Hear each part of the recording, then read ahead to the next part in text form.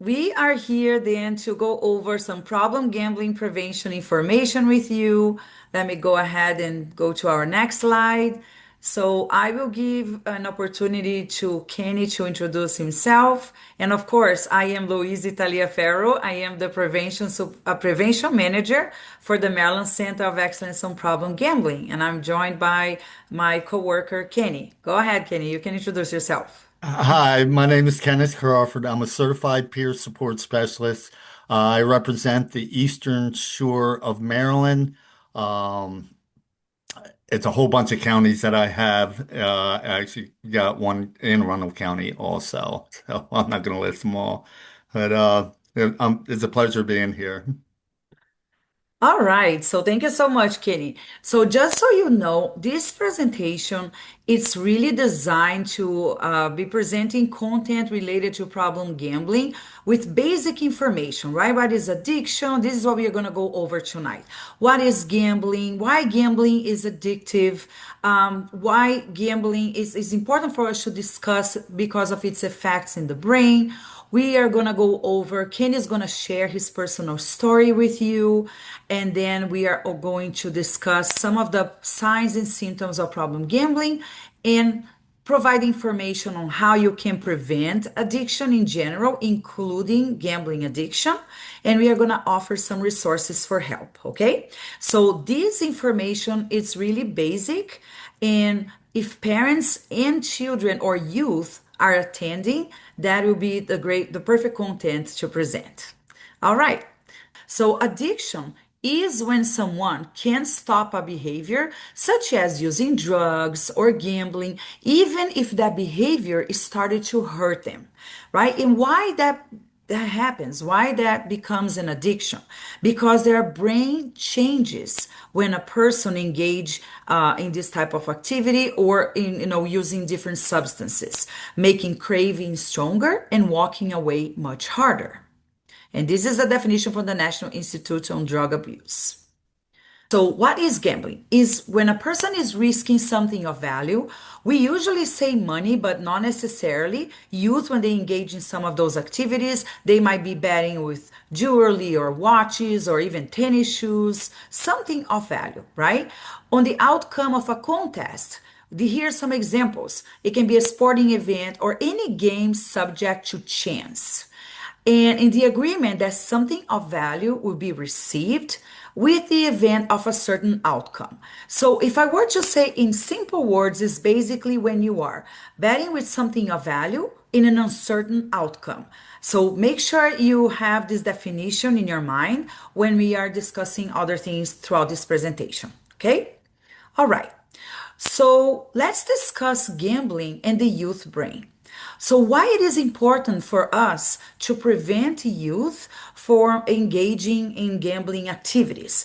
Because gambling, it triggers the dopamine, which is the happy hormone that usually is released when people are having engaging in pleasurable activities, which is very similar to the same mechanism seen in drug addiction. And what happens with gambling addiction is the brain develops tolerance, meaning that the youth they need to gamble with more money to feel the same level of excitement over time. And even the unpredictable outcomes, when a person almost wins, it still stimulates the reward system very similarly as to when a person actually wins, which really reinforces that compulsive behavior. Okay?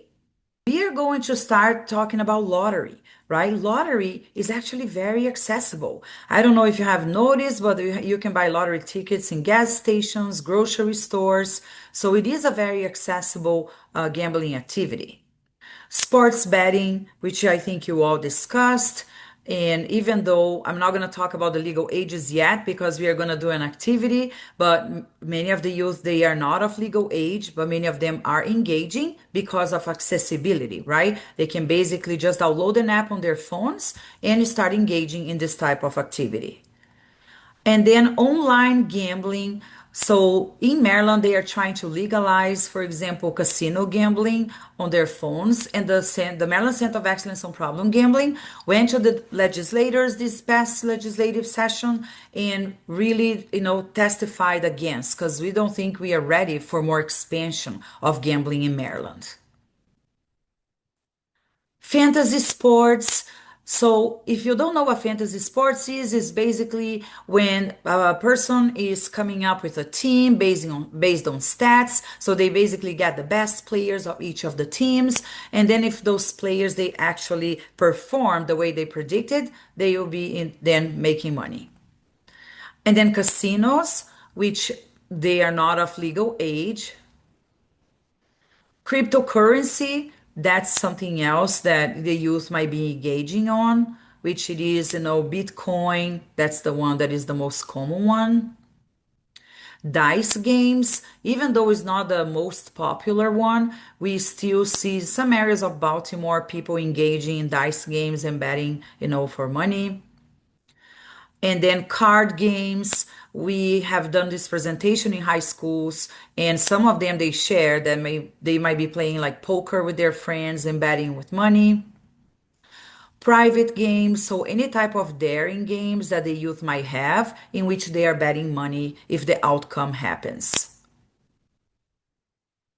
Prediction markets. We were just having a discussion prior to starting this presentation. Prediction markets is really taking gambling to another level because basically you can predict in any type of real world event, from sports to what the politician is going to say, the ending of a show on Netflix, and it's not really regulated. That's something that is important for all of you to know.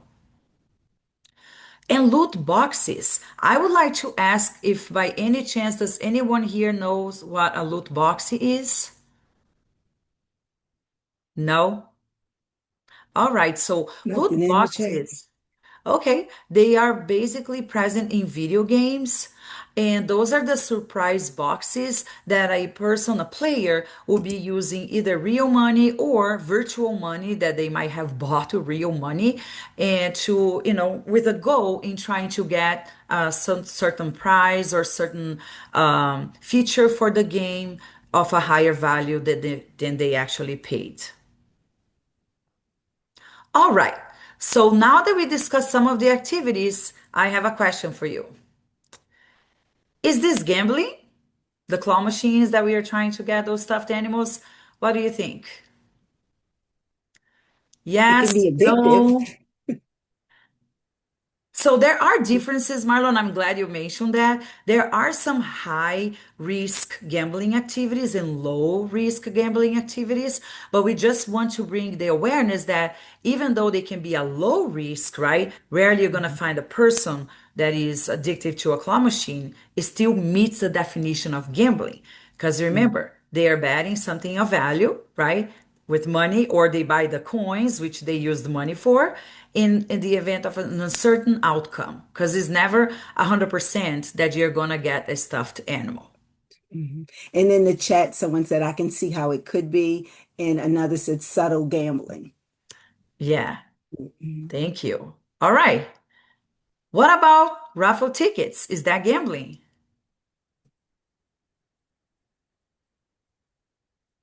Let's see. Yes, yes. In the chat, we have yes. All right. Yes, it is, right? If you are buying those raffle tickets with money, the event is uncertain, right? You do not know if you're going to get the prize or not. It does meet the definition of gambling.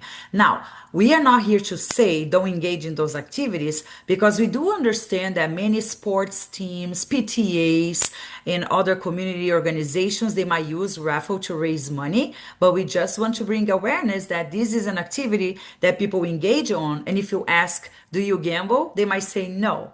But, a raffle ticket also meets the definition of gambling. Okay? All right. What about this activity? Is that gambling?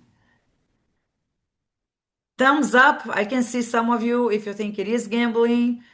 Yes, shake your head. All right, it is, right? Sports betting. That's mobile sports betting. Great. Okay. So Now it's time for another session of interactions, and then we are going to have Kenny talking about sharing his story. So let's play a game. We are going to be showing you some popular forms of gambling, and you have to tell me what's the minimum age for people to engage in those activities, legally, of course. All right. So let's talk about the first one. Casino gambling, slots, table games. How old you have to be in the state of Maryland? 18 and 21 are the two that's coming up. All right. And it's 21. You have to be 21 years old. Thank you so much for the participation. Next. What about sports betting? In person and mobile sports betting. How old you have to be to legally participate in this activity? 18, again, it's like 318, oh, 418, 518. So more 18s this time than 21. Oh, okay. You'll be surprised. 21 to Mm. engage in sports gambling. Again, legally, right? You have to be 21. Thank you so much. All right. Next, what about lottery? Keno, Powerball, scratch tickets. How would you have to be? 18, 18. Everybody's saying 18. Well, we have 121, but Okay. everyone else has been 18. Up Okay. 8, 21 and up Look 18. at that, 18. Yes. Those older forms of gambling, right? The minimum age was lower. Considering that there's more research nowadays, they are trying to raise more the newest ones for 21. Okay. All Mhm. right. What about horse betting? Oh, Louise, that's a good one. Yeah. What about And horse betting? we had, okay, most 20, we have two 21s and one 18. So another 18, 21. All It's, I right, think it's half and half tied. is the Hmm. tie. Okay. Hmm. Actually, 18, right? It is an Wow. older form of gambling. All right. What about fantasy sports? Online fantasy teams. Mm. Fantasy sports in general. Like fantasy football and things. Yes. Okay. So for this, we have 18, 121, but for the most 18. Okay. 18. I know. For a second, you thought it was eight. 18. There we go. And the last one. What about bingo halls? Oh, everyone's thinking about this one. Let me see. We heard before 18. 65 and up. For this, it's 18. 18. All right. Mhm. And actually, yeah, 18. But just remember, if you have a bingo hall in a place that they also have other gambling activities, for example, sports betting, and you have to be 21 to participate, then you have to be 21 to get in the establishment, right? So you're not going to be able to get in because there are other activities that require minimum age of 21, okay? All right, so I am going to pass it over now to Kenny so he can actually share his story of gambling recovery. And then after that, we will continue talking more about prevention. Hi, y'all. So I am a certified peer support specialist, and what that title means is I have lived experience, and I use my experience to help other people that are struggling with gambling problems. I'm able to connect with them in a certain way that is different from counselors connecting with them.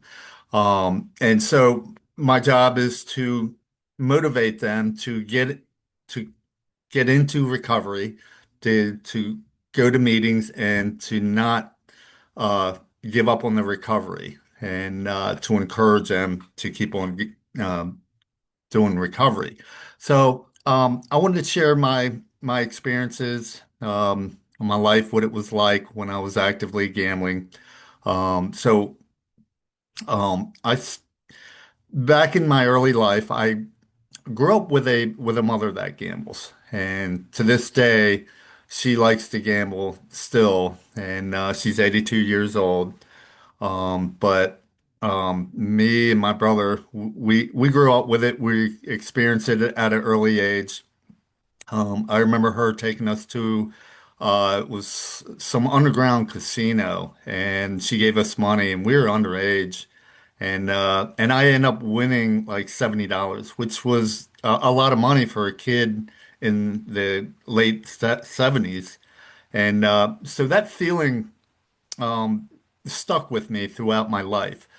Back then, there was not a lot of access to gambling. So, you know, sports betting and stuff like that, with what the young people are experiencing now with all the commercials and the lure of making money, of betting on sports is we didn't have that growing up. But I remember pitching pennies.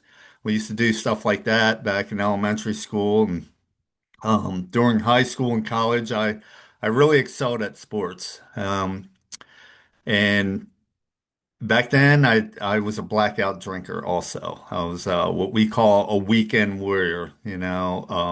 I would get, I was the one that my friends had to carry me home and drop me off at my house, um, and I couldn't remember a thing. And I ended up excelling at sports. I ended up winning a scholarship.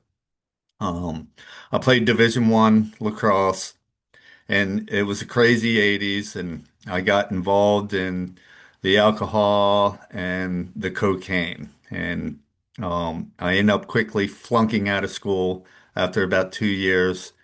Um, I went to rehab.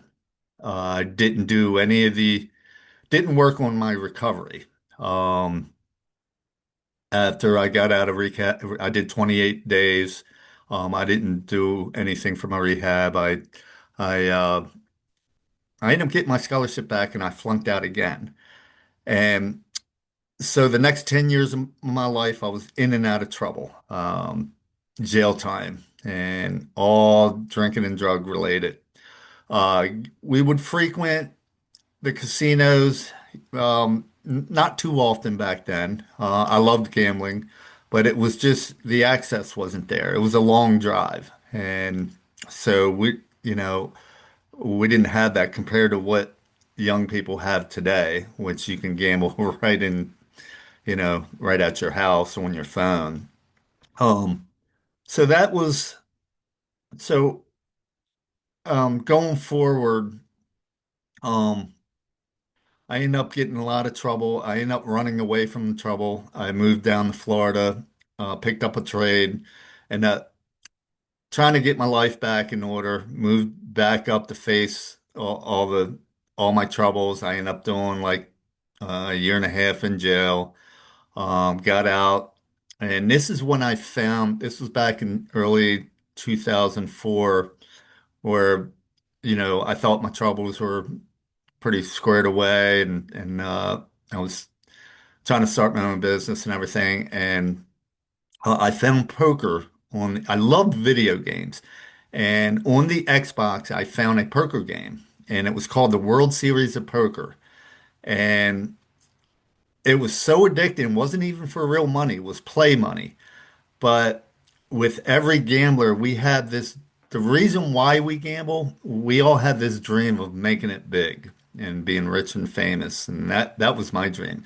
Because you would see it televised on ESPN would have the World Series of Poker, and this game imitated that. And it was kind of exciting. And then I found that I could put real money into an offshore account, and I did.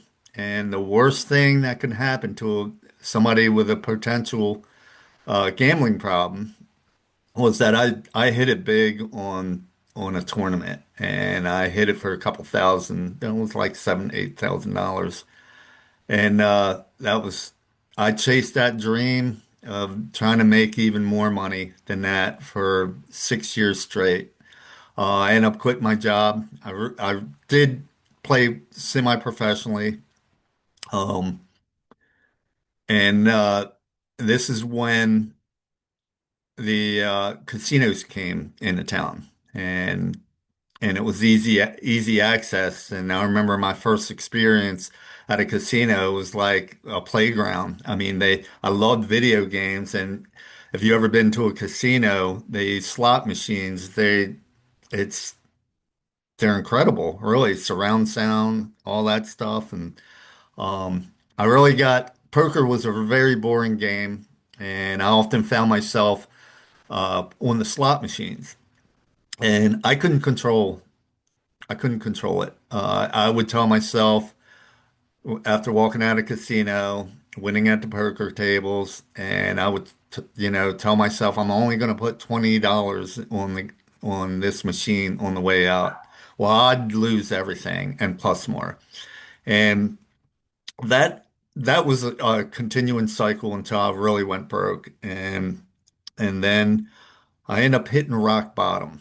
About 2014, I lost my father that year, and with gambling, a lot of the stresses, it's an escape for us gamblers. So I escaped into the casinos, drinking and drugging. I ended up coming home one night and I got my fourth DWI. Um, I didn't want to live anymore. I didn't get in trouble for a while. Um, I was actually suicidal. I called my brother up and asked him where my gun was. And he's a cop and he kind of knew what was happening with me. And he goes, I got it. And I was like, Bob, I just want to end it. And I remember hanging up on him. And there was a show called The Ghost Whisperer. Anybody ever remember that show? And that just happened to be on TV. It was the end of the show, but it reminded me of my father, and and I had and my father had a simple name. His name was Billy Crawford. He was from West Virginia, and uh, and I remember I just got down on my hands and knees and I prayed to him. And I was like, Dad, I don't want to live anymore, and I wish you were still with me. And I asked him to give me a sign that you're still with me. And I look up on that TV and his name in big bold letters comes up on the screen. And I absolutely thought I was losing my mind. I called my brother back up and I told him what happened, and he told me to look up the credits, and I did. And lo and behold, one of the executive producers of that show was named Billy Crawford. But what a coincidence. But, you know, that that was my second step. I came to believe that a power greater than myself can restore me to sanity. And it did. It stuck with me that, there is something, a higher power out there and everything. So I started reaching out for help, and I have a friend that I helped out about 2 years before, and he was doing really well, and I reached out to him for help, and he got me back into the rooms and 12 stepping, and my life has been fantastic.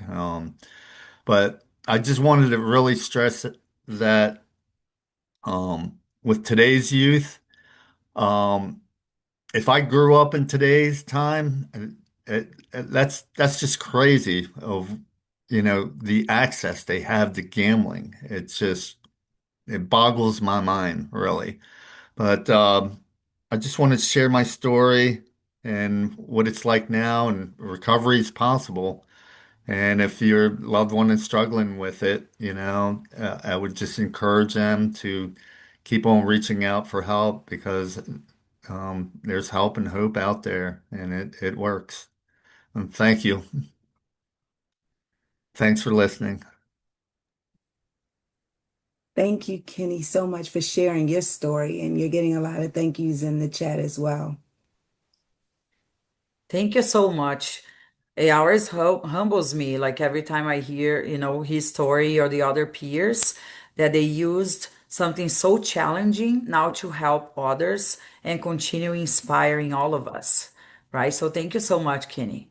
So, based on what you heard from Kenny's story, what do you think are some possible signs of a gambling disorder? What do you think? Anybody has any thoughts on that? Unusual fixation on the phone. Okay, great. Anybody Do you else? think? Okay, so yeah, Really tracking sports, losing money over and over, asking for money, gambling the whole paycheck, asking for money. yeah, thank you so much, Marlon. Those are great responses and they really fit into some of the signs and symptoms. So let me go ahead and share. So I will go over how it can affect different parts of our lives, right? How it can affect the mental health, relationships, and responsibilities. Okay, so the first one is in terms of mental health, right? I think one of the responses was that the person was obsessed with their phone. So, yes, the person is preoccupied with gambling. They are unable to cut back or control gambling. And when they try to do so, they actually feel irritable, restless, and which is very similar again to substance use disorder. And the person can be gambling to escape problems or depressed mood. So, in terms of relationships, right, it can affect relationships because the person with a gambling disorder can be lying to families and others about gambling. And then when people ask questions, they might be dismissive. No, I'm just doing this, once in a while. I don't have a problem. They might be risking and losing relationships or even jobs because of their gambling. And in terms of responsibilities, they might be risking more and more money to reach the same desired level of excitement, which is the symptom of tolerance, which is very similar again to substance use. They might be relying on others for financial needs caused by gambling. One time I was doing an outreach event and a lady came to me and she was explaining that her sister stopped paying her electrical bill because she was buying lots of scratch tickets. She really was into that and she was hoping, to win a prize. Chasing losses. And I think Kenny's story really emphasized that, right? So, yes, first he had a big win. He was chasing that win, but also how much money, right, a person even spends to get that type of win. So they keep trying to see if they can recuperate the money that they lost by continuing engaging in gambling activities. Now, my question is it really possible to avoid all gambling activities if you're underage? And even as adults, let's think about it. All gambling activities, now that you understand the definition of gambling, I want to see yes or no. If you can add your responses to the chat or, just unmute yourselves. Most people are saying no. No, No. that is correct, right? Probably not. As we just discussed, some arcade games, raffles, playing bingo for money, purchasing stocks, gambling video games, right? All those different activities, they meet the definition of gambling. What's important is that we decrease gambling as much as possible and that we understand the risks. Now, here are some of the negative consequences, possible negative consequences of underage gambling. So, the person can be losing things of value, as I mentioned before. They might not be betting just with money, they might be betting with shoes and watches and other things. They might be owing others, might be getting into fights. So the center did an event, I think it was last year, with some safety officers for the school system, and some of them were reporting there has been an increase in fights in schools due to gambling. Trouble with parents, with police, with people that they owe money. Declining grades, right? If our youth is spending too much time on gambling activities, they might be not focusing as much on the academics. They might be feeling pressure to lie or steal because not all of them might be working, right? To even have the financial means to gamble and not getting along with or hurting the people that they love. Now, Why do you think people under the age of 21 should not gamble? What comes to your mind now that you understand even the similarities with substance use? What's happening with those individuals under the age of 21? Um, Nip it in the bud so it doesn't continue into adulthood. Developmentally, they may not be able to have the ability to control the urge, underdeveloped brain. Those are all correct answers, Marlo. We have a group of very um, intelligent people here and aware of the reasons. Thank you so much for the participation. So, why those they should not gamble, those under the age of 21? So there is research stating that people that gamble under the age of 21, they're actually four times more likely to have problems with gambling later in life.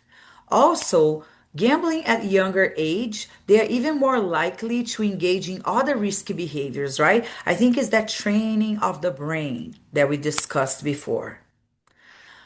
I think one of the responses was related to that, right? The brain is still developing until the age of 21.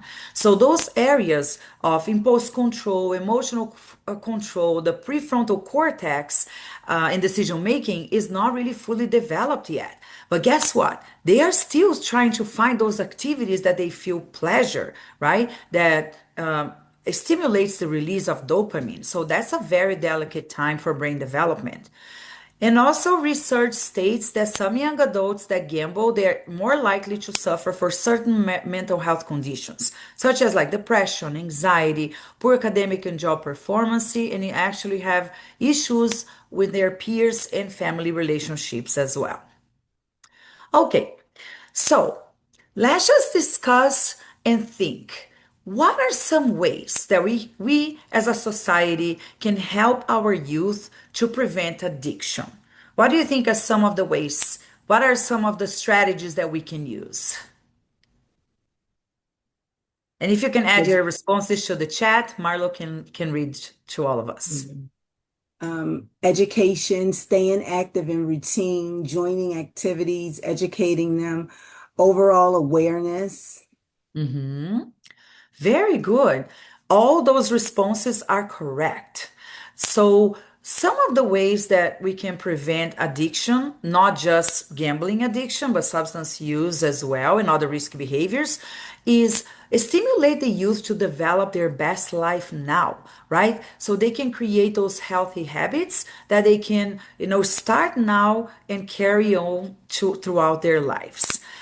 Talk to them to focus on academics, talking about goal settings, like what is your goal, right? What would you like to do once you finish middle school or high school? Having those conversations. Also, my mouse here. Wellness practices such as exercising, eating healthy, getting enough sleep. When we go to the schools and have those conversations, many of the youth are not really getting 7 hours of sleep, right? This is also important because it does affect our mental health and promoting those positive coping skills. Other options here, seeking school or community resources and clubs. So if your youth they actually participate in a school that they offer clubs, and many of the schools they do, the public schools, and they are free of charge, stimulate them to engage in those activities. We also suggest becoming more active in faith-based community for those that would like to. We also suggest meditation and prayer. Seek counseling for mental health. Many of our youth might be, using substances. As you know, there is research talking about the relationship between mental health and substance use. And this also applies for gambling. And some of the positive coping skills and stress relievers, some of the information is similar, but I would love to hear from the group because I know there are some counselors here and people that might be using, some positive coping skills right now in your lives. So, can you give us some examples of positive coping skills or stress relievers that you think can help to prevent addiction? Exercise. Okay. Exercise? Therapy, exercise, Yeah. therapy monthly, routines, Very support nice. groups. Support groups. That's Yeah. awesome. Okay. So some options here. Volunteer. There's research, right, that shows that when you're helping others, it is helping to release serotonin or dopamine in your system. So that's a good way. Play with a pet. When we have those conversations, we discuss a lot of the youth, they have a pet. So use your pet as a way to cope with stress as well.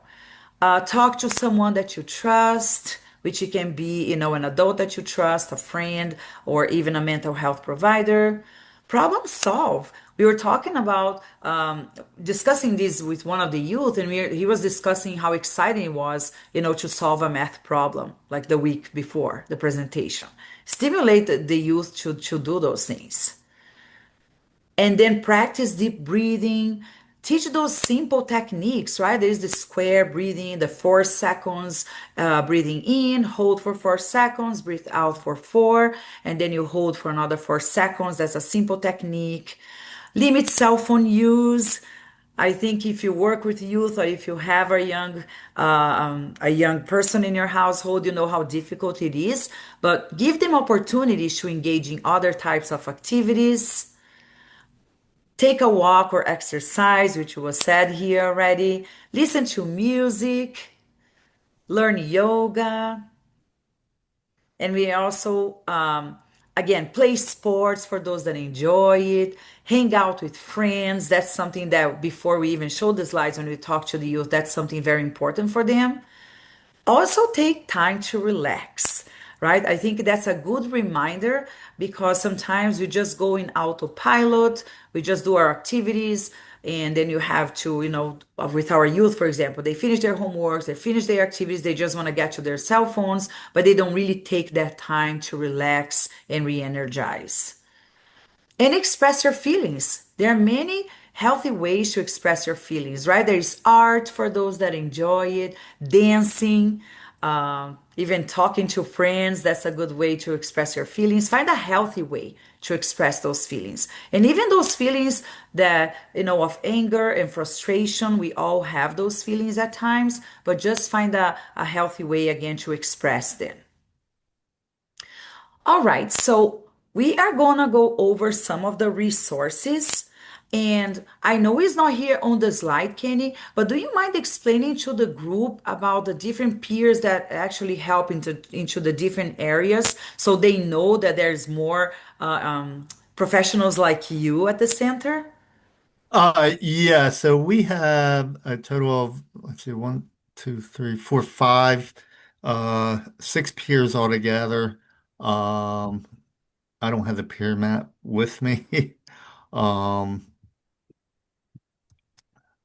Let me see here. But so we have peers all around the state. I have the whole Eastern Shore region. So it's pretty rural out here. So that's why I've got such a large region. Um, Ken Wolfson has he's another peer and that works with us. He's actually the first peer and he works the Baltimore like I said, uh, You don't have to remember everyone. It is just more the idea, right, Kenny, that there are peers all over the state, yeah. and that we have now, I think, seven total. Some of them might be part-time, but that no matter which area in the state, you can actually find a peer to assist you. So let's just say you yourself need the help, right? Or if you know anyone that lives in a different part of the state, they still can find peer support specialists from the center to assist. So let me go ahead and continue sharing. Okay, so in terms of problem gambling resources, don't forget, if you leave, this presentation and you don't remember a lot, but of course you're gonna remember a lot of the things, don't forget the 1-800 Gambler. This is a 24/7 helpline that people can call, they can text, they can chat We have also here our website, marylandproblemgambling.com, and then a specific section of the site for those that are seeking help, helpmygamblingproblem.org. Another thing that many people don't know is that for Maryland residents, they do not have to pay for treatment for problem gambling. So there's no cost treatment, right? We have the peer support specialists like Kenny. And again, doesn't matter which part of the state, we will be able to assist anyone. The Gamblers Anonymous as well, that's another resource. Okay, that's the 1-800 Gambler. And also, we have a tool which is a free self assessment.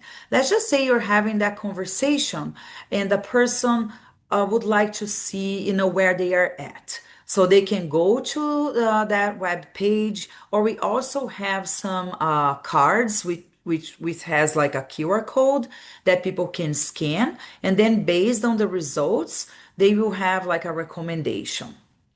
Something else for parents or anyone that works with the youth or even college students, there are apps that can assist people not to engage in gambling activities. The ones that we know more of is Gamban and Bet Blocker, and Gamban is actually free of charge. So if they download, they will not be able to engage in gambling activities on their phones. And of course, we always like to emphasize 988, right? 988 is here to help. I think I want to ask, does anybody here knows or did not know about 988? Hopefully everyone does. And if you don't forget this number. If you have any crisis, mental health, or even substance use, that you can call, you can text. It is also 24/7, and it is in Maryland and again throughout the nation as well.